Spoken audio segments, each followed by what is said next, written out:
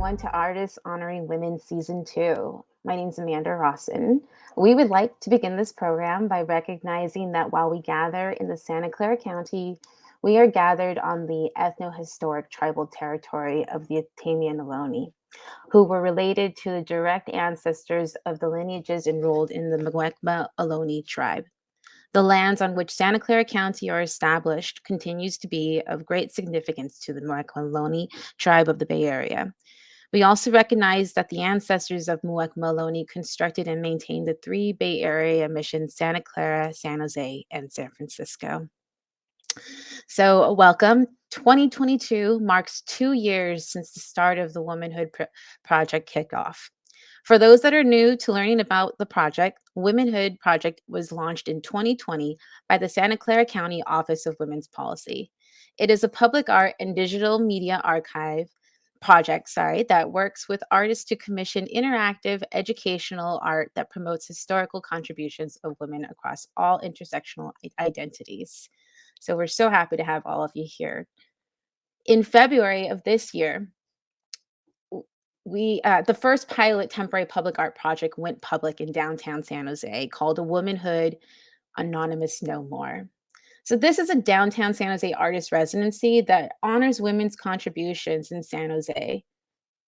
The goals of this pilot project was to continue the conversation around women's recognition through public art. The project is a way to start and continue to reach out to the communities across the county to learn which women and groups we should honor, how we should honor them, and where we should honor them. Though the temporary public art project started in San Jose, soon it is going to span across the county to explore through community engagement how permanent projects can really take form and recognize women who've contributed to Santa Clara County. So now I want to welcome you all to Season 2, Episode 2 of Artists Honoring Women. Last year, we highlighted 7 artists across the nation whose work, art, and advocacy explored what recognition in public art looked like while reconsidering issues of representation and cultural identity. This year, the season will highlight local 13 artists from the Womanhood Downtown San Jose Artist Residency projects, who commemorated 25 women who contributed quality of life in downtown San Jose, Santa Clara County, and to the arts sector.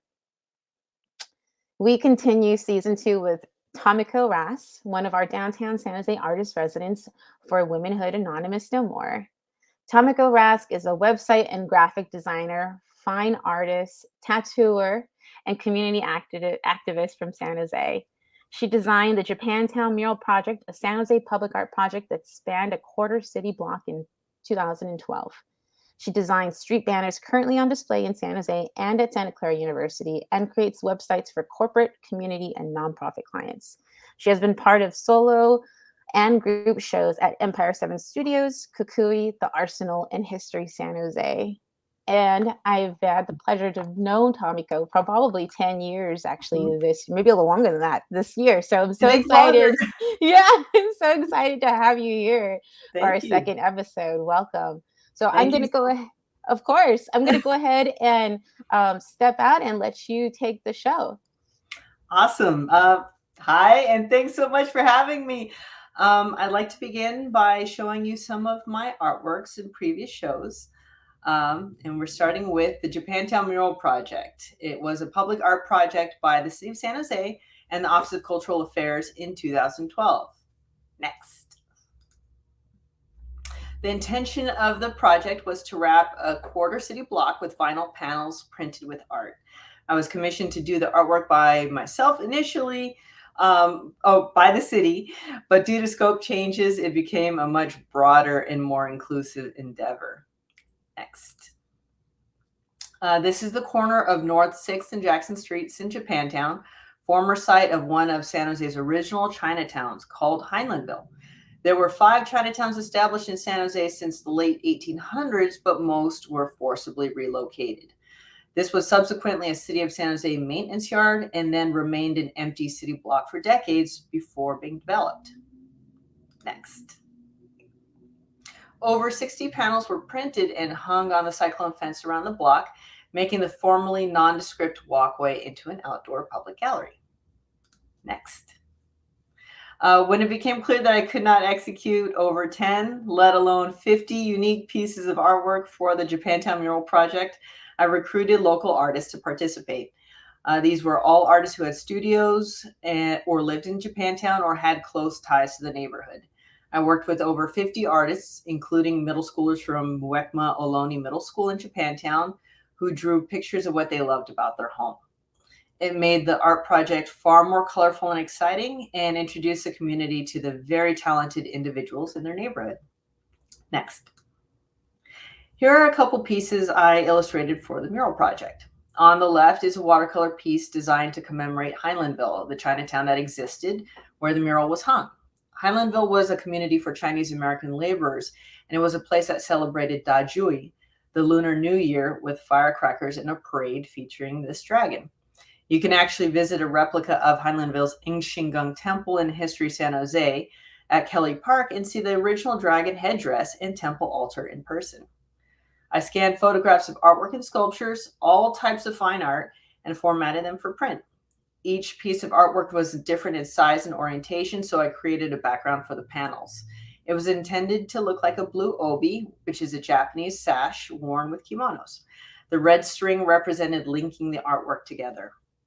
There are also QR codes on each panel linking to a website created by my brother, Miles, and I, so people could virtually walk the outdoor art gallery and learn about the artists and their works. Next. I created this digital piece called Kokeshi dolls for the mural. I am fascinated by Kokeshi dolls, which are painted wooden Japanese dolls. I've always liked how much variety there is in the design of these dolls. Next. Japantown is a multicultural neighborhood, Filipino, Korean, Hispanic, Hawaiian, Japanese, and with many Japanese Americans from the neighborhood having ancestors that landed in Hawaii before coming to America from Japan. So the Hawaiian influence here is very strong. Next. This is a sushi shark based on a sculpture designed by my uncle, Doug Wright. In 2001, there were a series of sculptures created and customized by artists to celebrate the San Jose Sharks hockey team. My uncle designed the sushi shark, which is now on display at Kogura Company in Japantown. Uncle Doug influenced and encouraged my artwork from a very young age, and I loved visiting his studio in the neighborhood. Next. A variety of artists participated in the Japantown Mural Project, including these esteemed artists and gallery owners. The Japantown Mural Project was truly one that represented the entire neighborhood. It was through this project that I met one of the Womanhood honorees, Ruth Tuntstall Grant, and her piece is in the upper left. Next. Veritable San Jose was an art show I held at Kukui in Japantown in 2014. Next. I've always loved Art Deco travel posters because of the marriage between typography, design, and illustration. I knew that I wanted to do something along these lines when invited to do the Kukui show, but hadn't really settled on a topic. I traveled to Solvang, a quaint town in California known for its Danish architecture, with my husband, James, who's pictured here, and saw an old Danish travel poster in one of the restaurants. I jokingly remarked, wouldn't it be funny if we had travel posters for San Jose except for its most notorious and messed up bits? And that was the inspiration for the show. Next. Here are the process shots from concept to final painting for St. James. This panel is inspired by the book Swift Justice by Harry Farrell, documenting the kidnapping of the popular Brooke Hart of Hart's department store in 1933. Hart was held for ransom but killed, and the public was so enraged that the two men deemed responsible for the hanging were pulled out of the jail and lynched at our very own St. James Park. Even the governor of California approved the lynching and said he'd pardon anyone arrested for participating. You can still see the original Hart's department store logo on the back of a brick building if you drive southbound on Highway 87 before downtown San Jose. I grew up nearby, so it was fascinating to learn these stories of our downtown sordid past. Next. Here's the process for Executive Order 9066. When President Roosevelt signed Executive Order 9066 in 1942, it sanctioned the internment of West Coast Japanese Americans. Whether a person was foreign-born or an American-born person of Japanese descent was irrelevant. Entire families were sent to war relocation camps in the interior of the country, leaving behind all their property and belongings. Over 100,000 people living on the Pacific coast were displaced. My grandparents, second and third generation Japanese Americans, were sent to Heart Mountain in Wyoming and Gila River in Arizona. My grandparents often told stories of camp, and the 3-year incarceration had an often devastating, if not long-lasting, effect on Japanese American families. Next. These are Quetzalcoatl process shots. As you can see, the other two have misspellings. I corrected that in the end. Quetzalcoatl is a Mesoamerican deity whose name means feathered serpent, worshipped by Aztecs as the creator of mankind. Famed sculptor Robert Graham initially envisioned a towering, gleaming bronze sculpture for the corner of Cesar Chavez Park in downtown San Jose. And what happened next is debatable. Some say there were issues over cost, over the subject Quetzalcoatl itself, but ultimately the design changed. Graham returned months later to unveil his creation without having publicly shown the final concept. It remains a controversial subject. Like art tends to do, Quetzalcoatl spurred attention, conversation, and made for an awesome prop for little dogs to be photographed on. Next. Divine Politics was one of my shows at the Arsenal in San Jose in 2016. Next.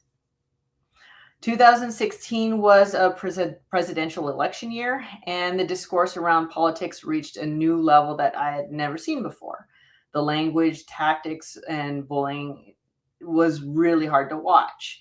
I do not practice tarot, but find the artwork and meaning behind tarot cards interesting. Divination is the practice of tarot. Given the assumptions of what 2016's elections would bring, I assigned tarot card meanings to politicians and created a woodblock print series based on that.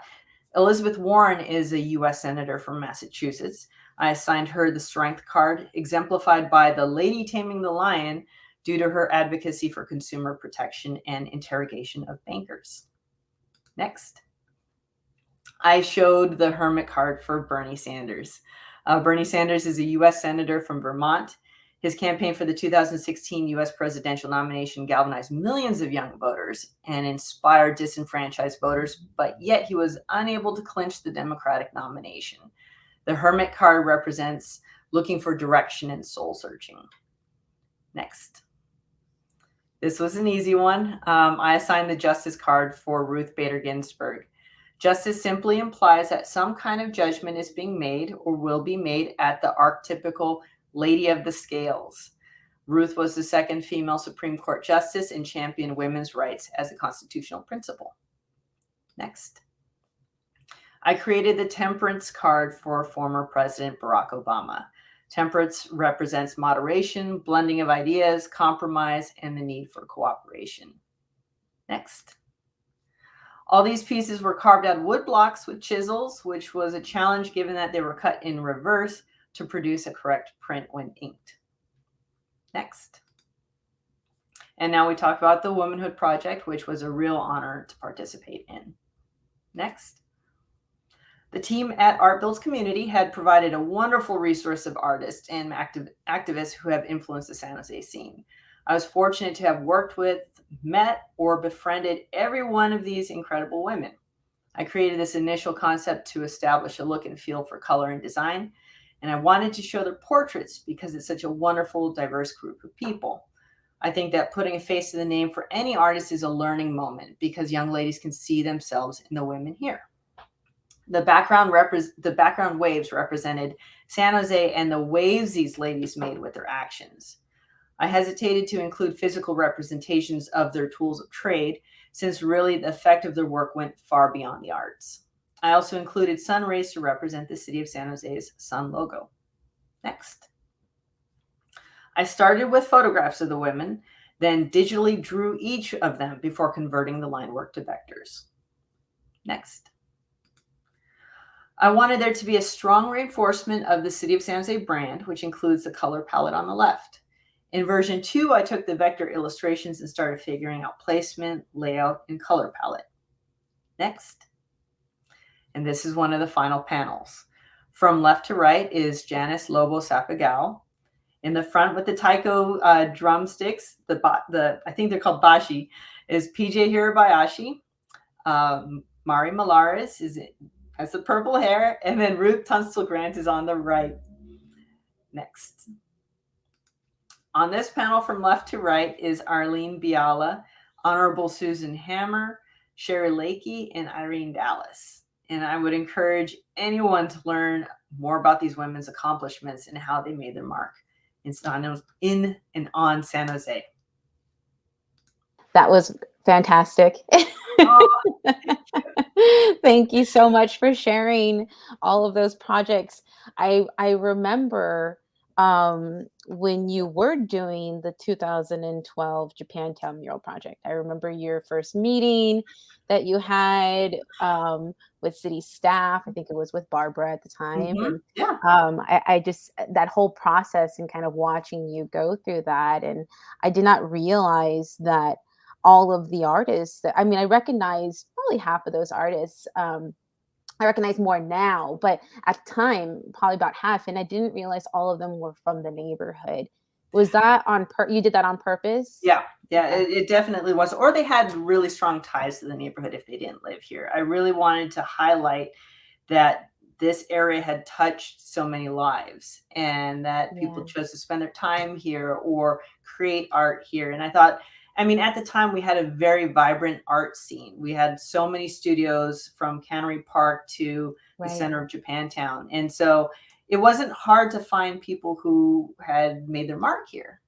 Right. No, I remember that. Yeah, now it's definitely changed. We don't have that park, that Cannery Park anymore, unfortunately. No. Empire 7 is now going to be coming back, and Mhm. things. There's been a lot of change. I just remember there being more musicians and visual artists, and a lot more going on. So it's really great to get that reminder, or be new to the audience. To learn about the Japantown mural project, because it is something that people, I think, can go back and find, right? They have the opportunity to still learn about those works. Mhm. Yeah. Yeah, the website's still up. You can still pretend you're walking through the gallery itself. It really is cool. I'm glad you showed us that one.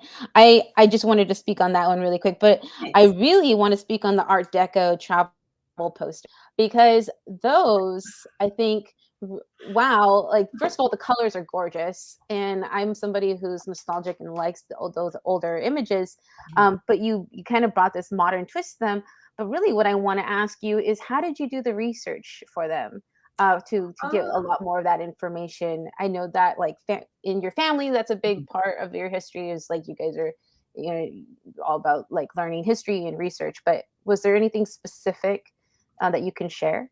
Honestly, that was the easiest part of it, because so many of these stories had been told from family members over the years, and with Wikipedia or books available on any of these subjects, that was literally the easiest part. Like, when I was assigned to do this show, I was racking my brain as to what am I going to create, and you overthink it, and it's just the idea always just smacks me in the face, Yeah.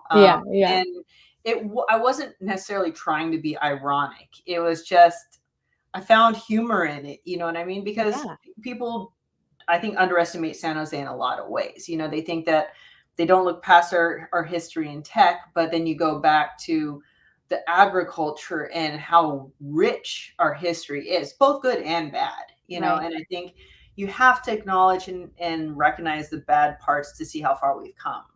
Right. As they did recently with the not commemoration, but the acknowledgement. The city's finally acknowledged the wrongs that occurred towards Chinese Americans back in the day. That was a major step, and I know that meant a lot to people whose families had suffered so much. Right. There was the fire, and then the 1880 Act. The Chinese were not allowed to immigrate back here into the United States. There was a lot going on at that time. Absolutely.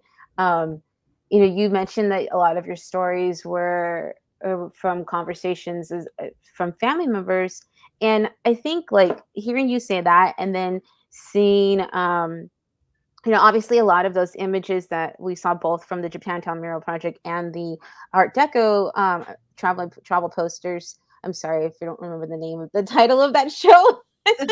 But there's a lot of community involved in that, right? Whether you brought those artists on to support the first project, or you learned about community.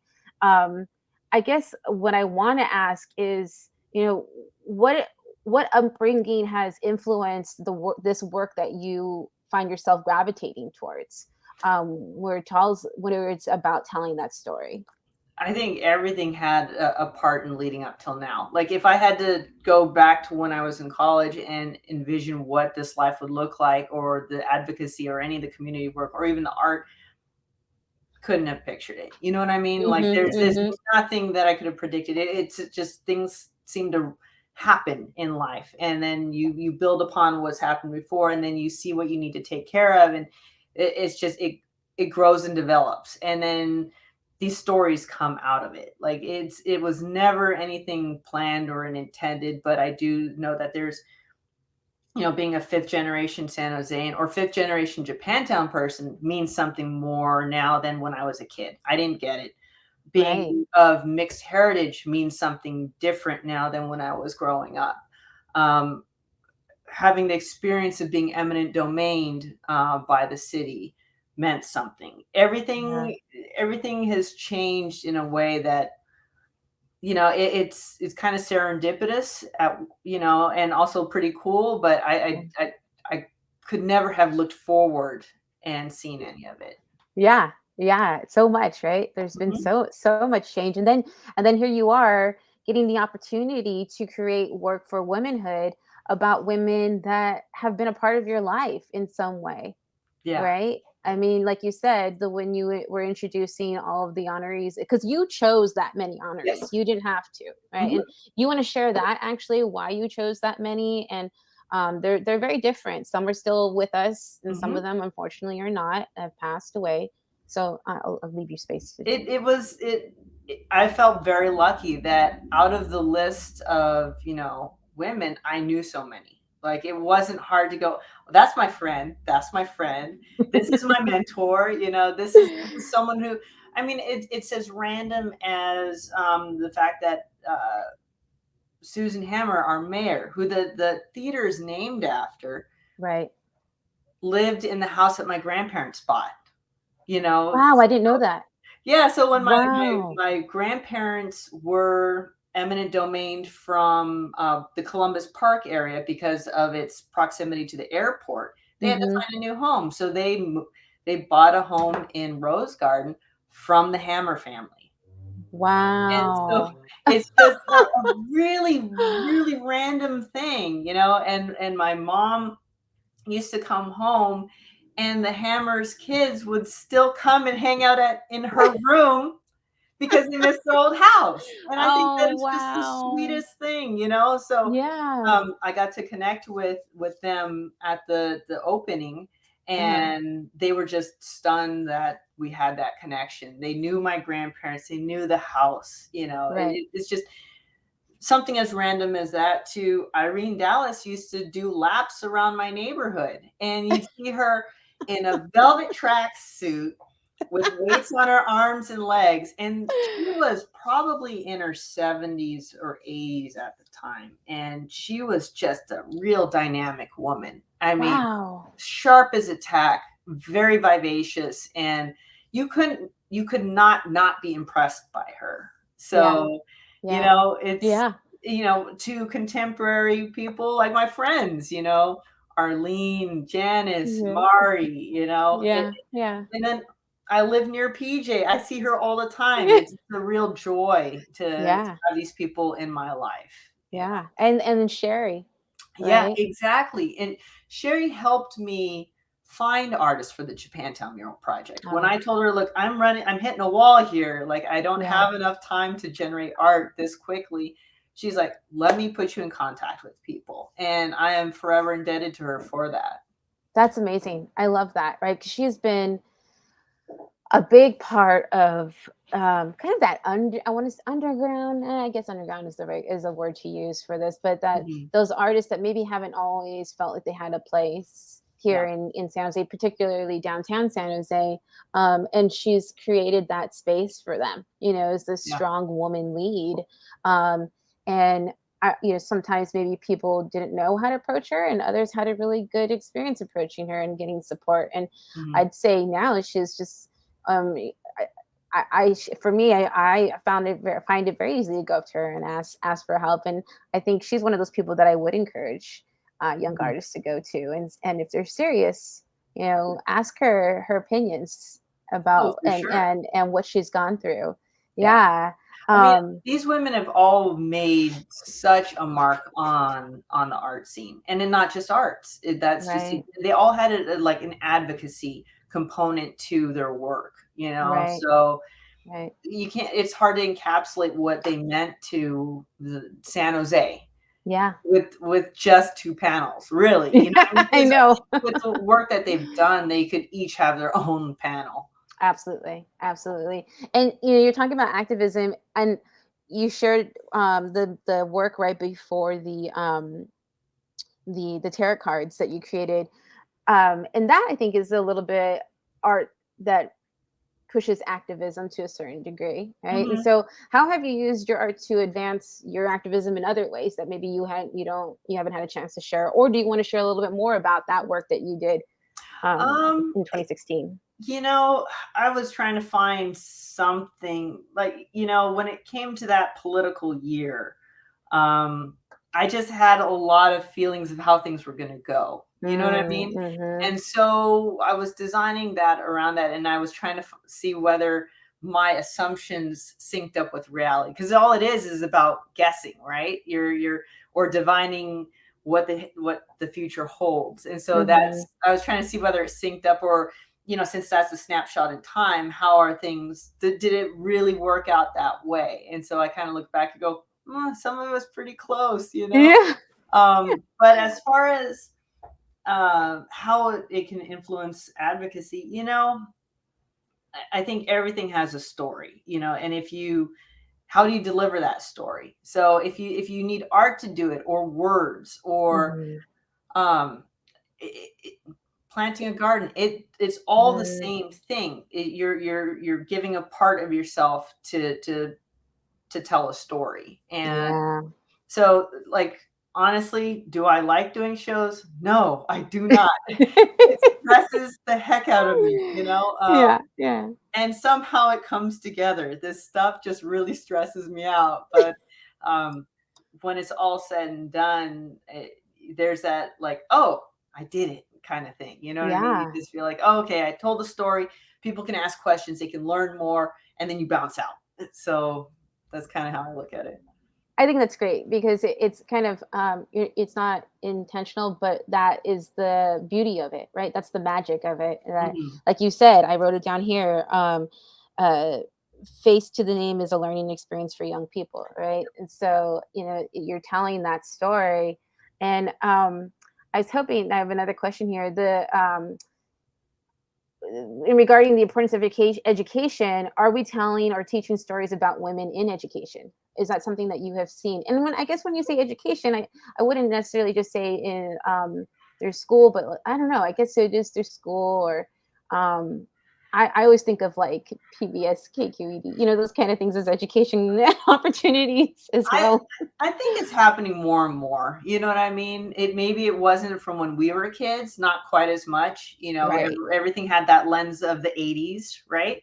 Um, but I think more and more those stories are being told, and the dissemination of information is readily available, a lot more than it used to be. So Yeah. there will be more storytellers out there to tell the tales of what these women have done. Yeah, yeah, absolutely.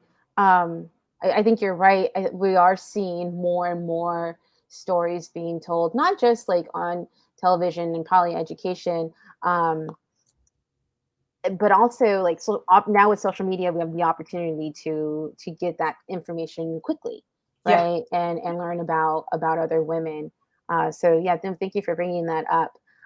we are going to have some guests with us. So, but I did want to ask you one more question before they bring in, and that is there a woman that you would want to honor through the Womanhood Project as one person or group of people? I know you did this, but the Womanhood Project, when we think of it as that end project, that permanent piece or pieces in the county, have you thought about that? Yeah, I would really like to see Jennifer On of Empire 7 Studios recognized. You know, the so many of our murals in San Jose were because of her and Carlos, Yeah. her partner. Like they changed how people saw Japantown. They were here before most other people, you know, and they're continuing their work with San Jose Walls. And Yeah.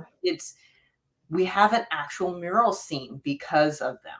So I would Yeah. really love to see her recognized. I'd say they did with what they did with murals what Sherry and Brian did with like the art walk and so forth, right? Yeah. Yes. Yeah. So I'm glad you brought that up. Yes, Jennifer On and Juan Carlos were doing amazing things. So we're going to take a quick break, and then we're going to come back and be joined in with our guests.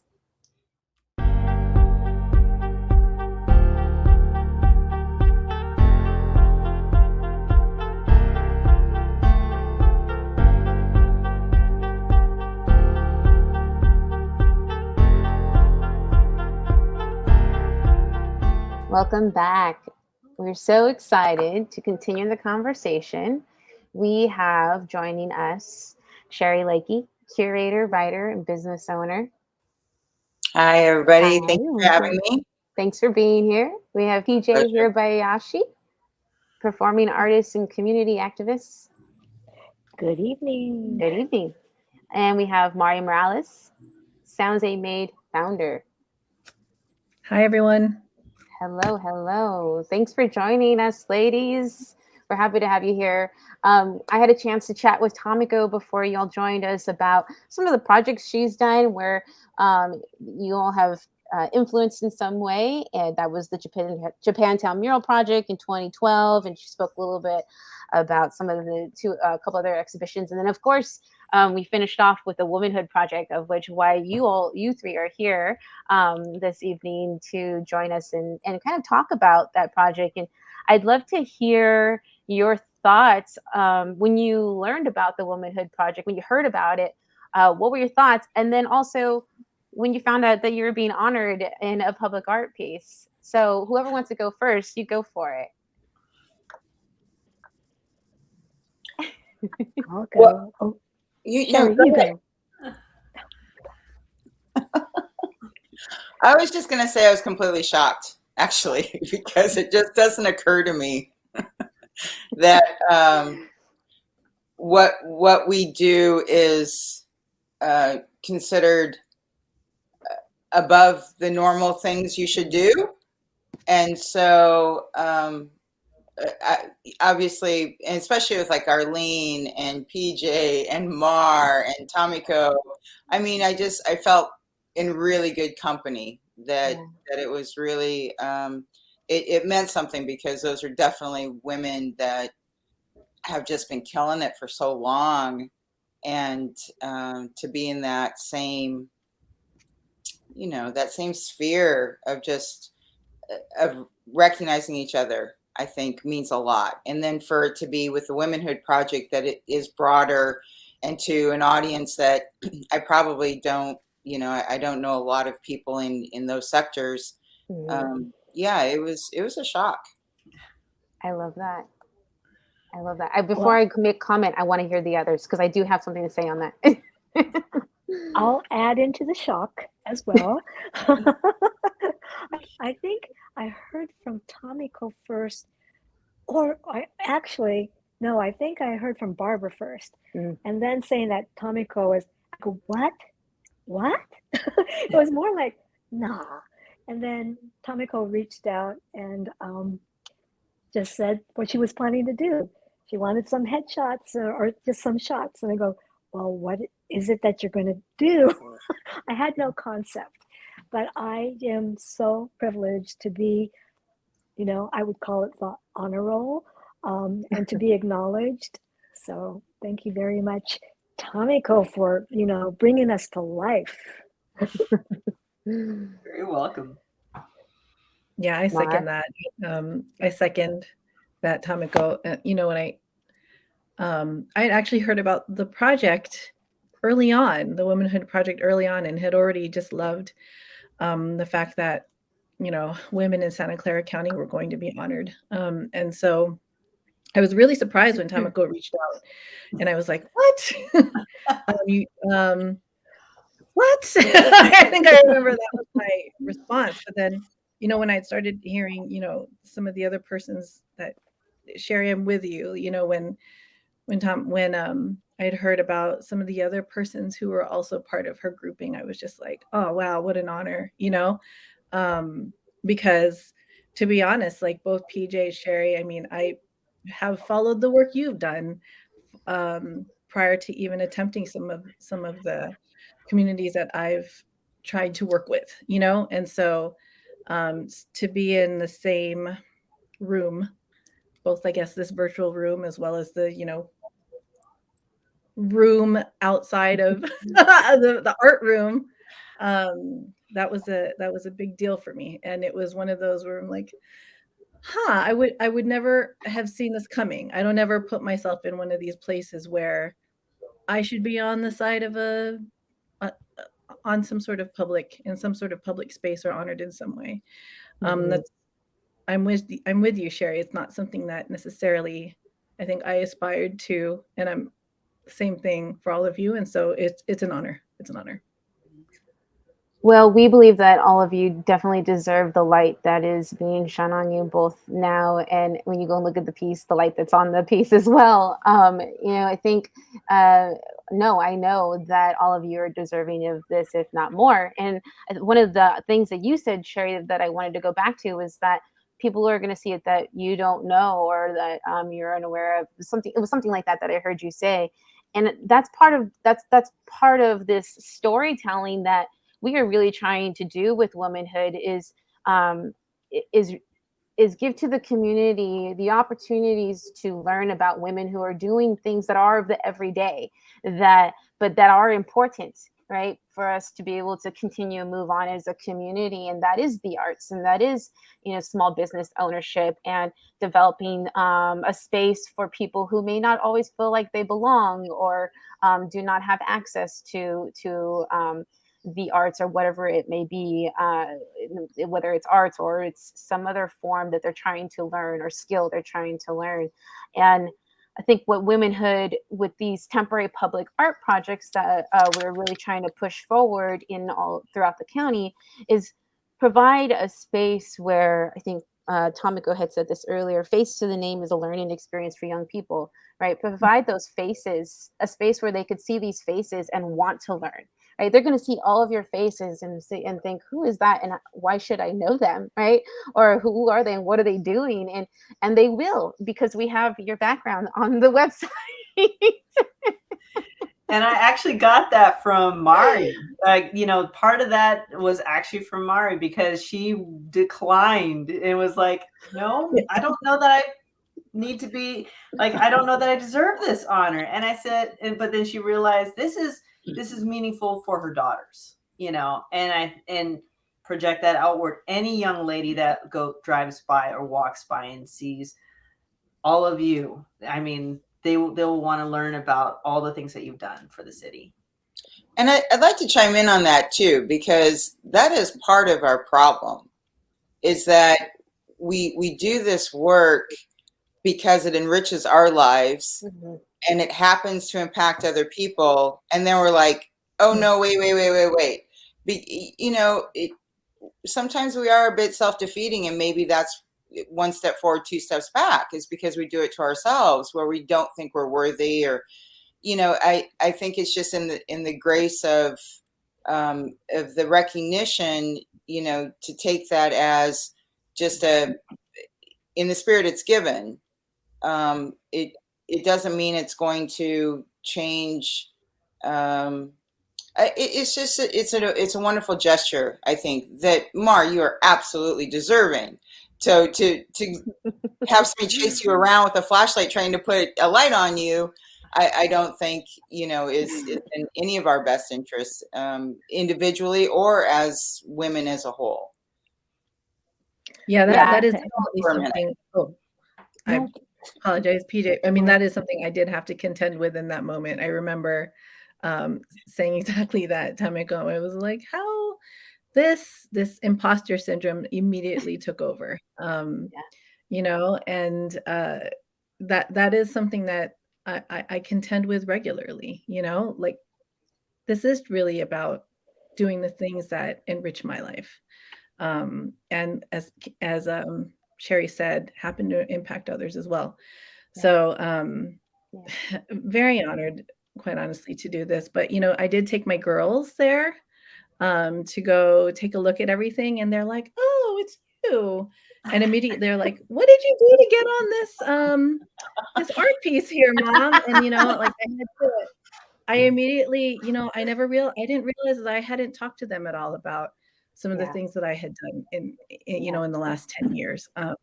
And so it opened up that opportunity to have that conversation with them, and it was great. I love that. That's a beautiful story. Thank you for sharing that.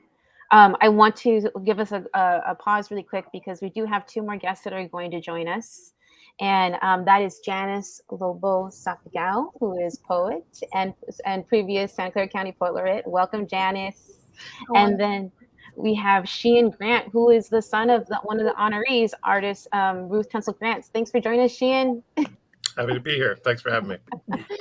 So we just we had a chance to chat a little bit with Mari, Cherri, and PJ, and ask them their thoughts when they first found out about womanhood and when they were being honored and their reaction to that. And maybe Janice, you can share yours, and Sheehan, when you found out that your mother was being honored, maybe you can share what your thoughts were. So, but we'll let Janice go first.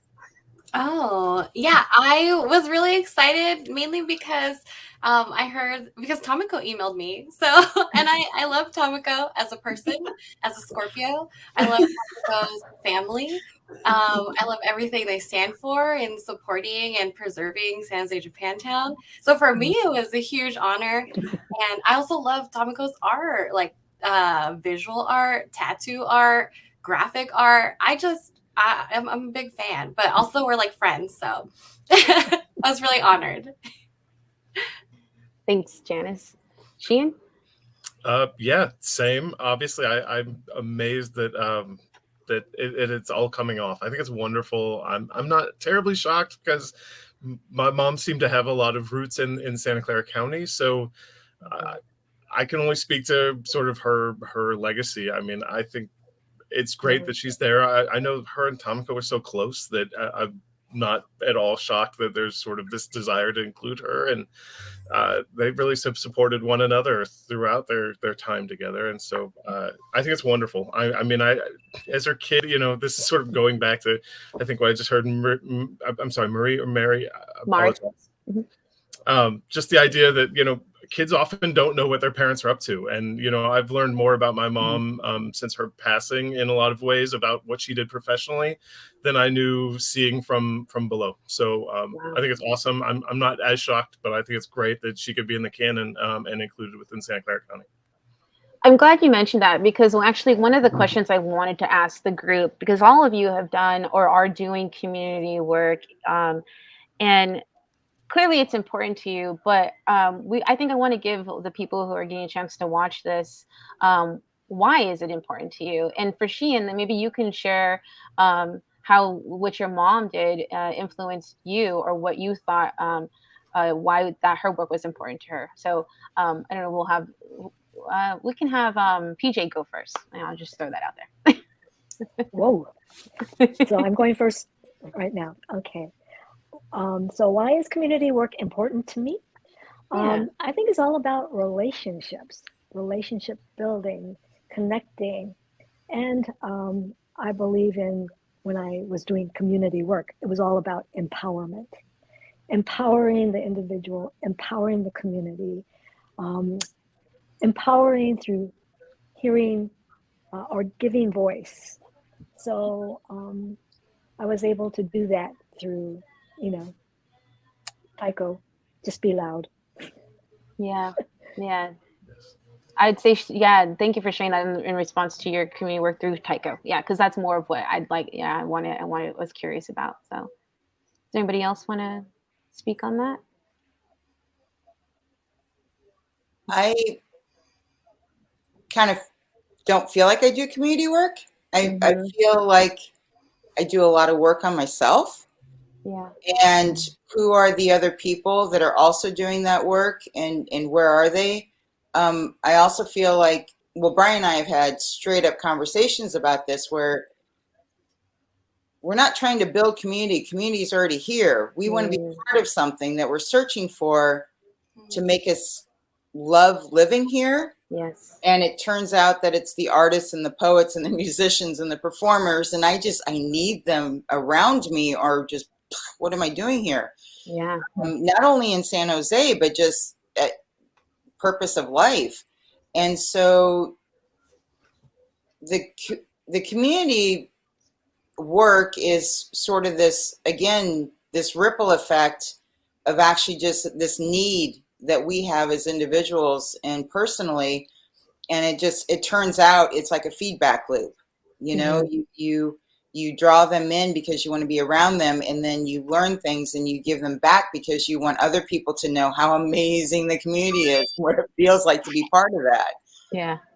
So it's kind of backwards, I suppose, which I suppose is an unusual for me, but yeah. No, I love that response, because it makes me think about like all the things that you've been doing with the things that I know of now and the stuff I've learned about your past, but the First Fridays and the festivals and then Collide. I feel like that in itself, Collide, it being on First Street, I feel like also makes a big difference.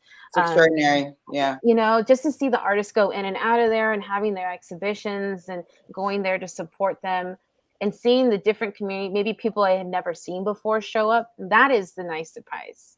Right. The faces that we don't always, the ones that you don't typically see. That is absolutely the anomaly. Yeah. Yeah. Mar, did you want to speak on that? Yeah. I mean, for me, you know, whenever others have asked, you know, what is it that you enjoy doing through the work that you do? And I think, you know, defining it has always been a little bit hard for me, but for me, it comes down to sort of just amplifying what already exists. And I think a lot of times I myself am sort of someone that loves to seek new things and learn new things and just engage with people who are doing interesting things, because I feel that helps spur my own interest and my own sort of connection to places. And I've had the opportunity to sort of explore amplifying communities, if for lack of a better phrase, I guess, in different parts of San Jose. Yeah. You know, whether it's in downtown or now currently I'm in East Side San Jose, and really closer to areas where I grew up. And you know, for me, I get the opportunity to sort of take my own experience and engage with communities or engage with these groups that already exist within our city. And they, like Cherri said, help me define my identity and place here in San Jose. And it's really the work that they do that inspires me and engages me and encourages me to stay more connected, understand what they're about, you know, figure out ways to be supportive or just take part in this sort of mutual benefit, myself and others. And so I'm so just impressed and interested in and inspired by small business, you know, small business community, which essentially every single artist are their own small business. Yeah. Either they're artist or grower or performer, or, you know what I mean? Like they are their own small business and just, you know, attempting to do what they love and live at the same time. And so that to me is very inspiring and such like a personal story that I get to be part of. I love that. Janice, Sheehan, who would like to share? Either you have anything you want to share on that, on community work? And I'd be happy to jump in and just Yeah. say, I got the experience watching my mom growing up, that a lot of it was making space. Early in the late 70s, early 80s, when I was a really little kid, it seemed like the whole goal was just to sort of keep making a larger art scene in South Bay. And just to be seen writ large, and then sort of getting people together. So there were sort of a series of different art studios, Genesis, and sort of versions of that had different locales within San Jose, and all of them seemed to be the goal, apart from just the creation and the creative aspect, seemed to be sort of a locus where people could come together and trade and share ideas and be seen and know that they're, again, that community, it wasn't built, it was there. It was just so disparate and so unrecognized that I think she saw that the value of bringing people together. And she wasn't the only one. There were all kinds of things happening in the same era. But, as someone that was young watching that informed my whole worldview as far as what I expect from my peers and what I think a good community group should sort of entail and sort of ways we engage one another. All that came from spending time in those spaces. So for sure. I love that. Thanks for bringing up Genesis. Appreciate you mentioning that. Janice, would you like to?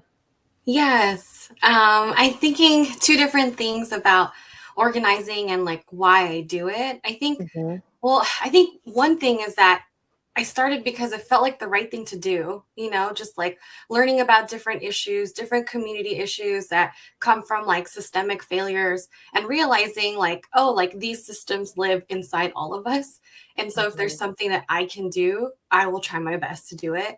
So that's like one thing that like motivates me and makes me want to organize. And also I've learned that like as a poet, like we have to organize ourselves. We have to be connected to people who will make up the audience of our readings, who's going to read our poems, who's going to teach our poems, who's going to listen to these stories that are penned by maybe poets or people who've passed away. I think like the kind of poet I want to be is going to be connected to people, and that will always include some kind of organizing.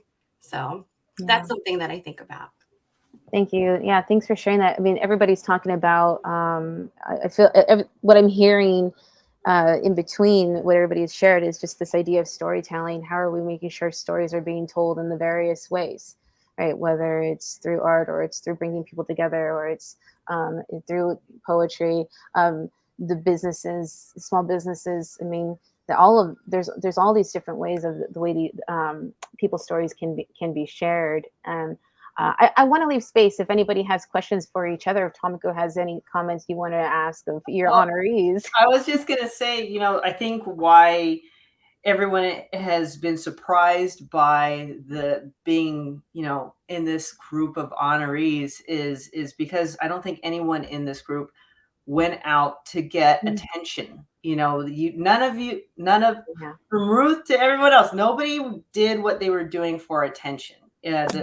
The activism, the community work was all a byproduct of doing what's right, or what they felt in their nature was the right thing to do. And I think when you're guided by that innate sense of that overarching goal is like, I got to do what's right, whether it's create a space for artists or get the word out or organize, you often don't look at how your impact is so strong. And that's why I think everyone ends up with a little bit of the imposter syndrome, because they're going, I didn't realize I did that. I was just looking over there doing that. And I think that's a testament to the strength of all these women. And what they've done is they've done it because it was the right thing to do. I completely echo everything you just said. Thank you for saying that. And you well said. Absolutely. All of you, and those who unfortunately can't be here with us tonight, that you were also able to honor, have been doing incredible work in this community. And I love that we had this opportunity to do our first pilot project with 13 artists, first of all, 13 women artists on 25 women, right?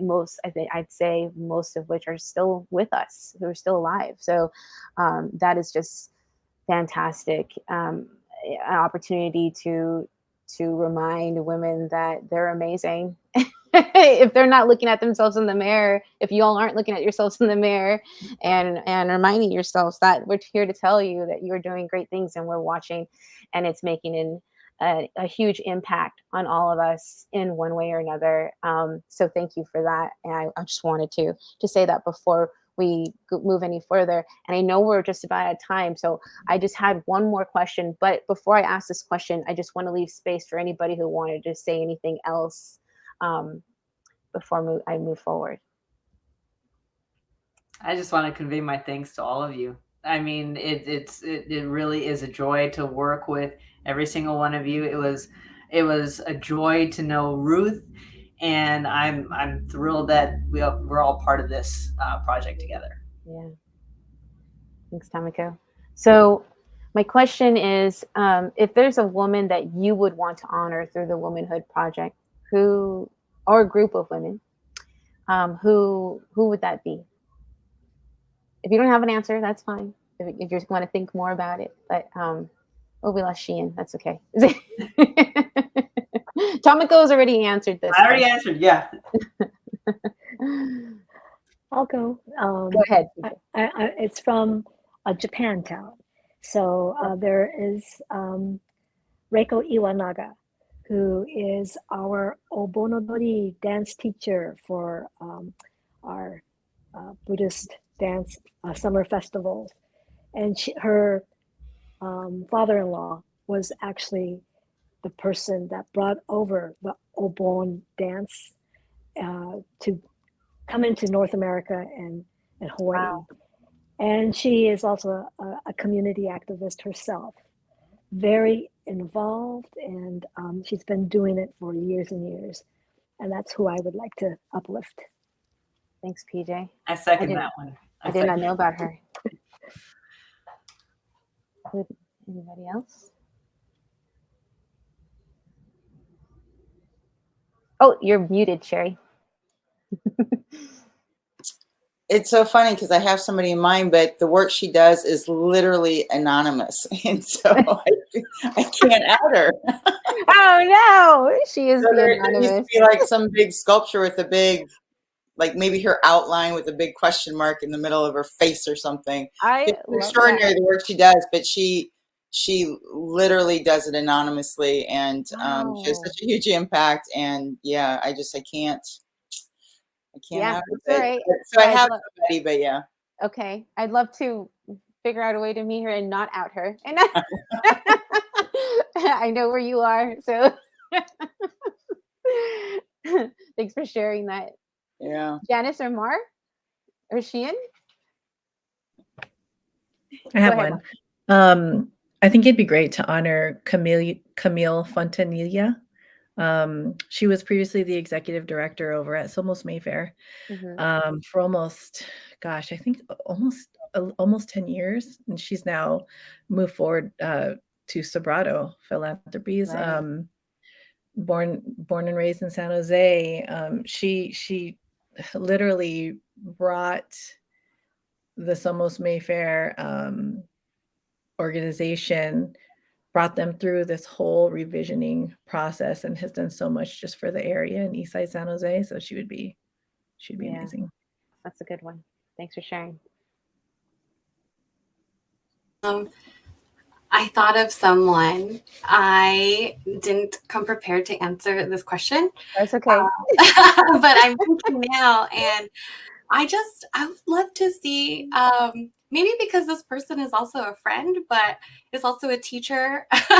I would love to see my good friend, Dr. Cindy Nguyen, on a mural someday. She teaches ethnic studies at San Jose City College and is really working to rebuild the Asian American Studies program within the ethnic studies department there. I don't even know if she would appreciate me saying this because she just loves like kind of doing the work, you know?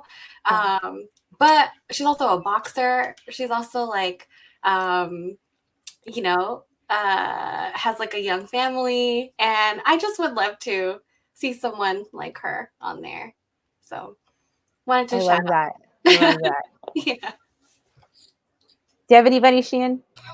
I have sort of a pandering answer, but it is honest and it's true. And I think it kind of goes back to what I was saying earlier about my mom, which is I'd kind of like to see Tamiko and all of the people that are doing the artists right now in womanhood at a point in the future, because I feel like that's exactly what my mom's was getting at, was like every time to lift people up on your shoulders, get them going, and then that next generation gets to do the same thing. So my answer is this should be iterative. Like we're recognizing, and that recognition is understanding that you should be recognized down the road as well for your achievements. So I know no one's asking for it, but I think it's real and it's obvious. So none of these ladies asked for it. But it's true, it's right. I love that. It's Thank full you. circle.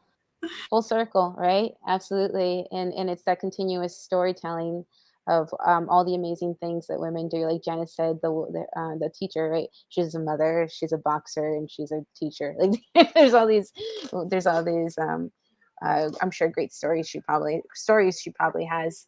So we're at time, and we had very little time with y'all, but I feel like we got some great information from you, and now people can put voice to their faces, and maybe even go and find you, and maybe learn more about you from you. So if you get that, then then you know where it came from. So thank you, each of you, for joining us this evening. I really appreciate it. I really appreciate your time, the work you're doing in this community in San Jose, and it is not going unseen. We see you, and you're shining bright. So thanks. Thank you. Thank you very much. Thank you. Thank you. Appreciate the opportunity. Thanks. Of course. Thank you to artist Tamiko Rast, honorees Cherri Lakey, PJ Hirabayashi, Mari Morales, Janice Lobo Sapigao, and Sheehan Grant, who is the son of honoree Ruth Tuntstall Grant, for spending time with us today. Really appreciate it. It was short, but it was very sweet, and it was incredibly important to hear their thoughts and comments, and just the work that they're doing. So, and thank you all for joining us and listening in on this conversation. We love being able to share these stories and hearing from the artists. So to stay involved with the Womanhood Project, here are ways you can participate. Join in on the Artists Honoring Women conversation every third Monday. This is going on until the end of 2022. So check out the project website for any updates at www.womanhoodproject.org, and you can see it here on the screen. You can also join the Womanhood is a community-driven project. So we want to invite you to let us know the people and groups who have made significant historical contributions to your region. You can nominate a woman by going to the website on the screen below. You can also find out more information there and keep up what's going on. You can sign up for the emails so that you can find out what is coming up. You can also help us locate and identify site opportunities for women's public recognition across the county. What areas in your neighborhood or community hold historical significance when you're walking around thinking about that? Are there open gathering spaces, trails, buildings, and other opportunities that we should be aware of for the Womanhood Project? Let us know by pinning your ideas and feedback on our Womanhood map. You need inspiration? Visit the Co-Urbanize website to read what other community members have shared. And you see the website here on the bottom of the screen. Thank you again for joining us today, and we hope you enjoyed the second episode of our Artists Honoring Women. We look forward to seeing you at the third episode.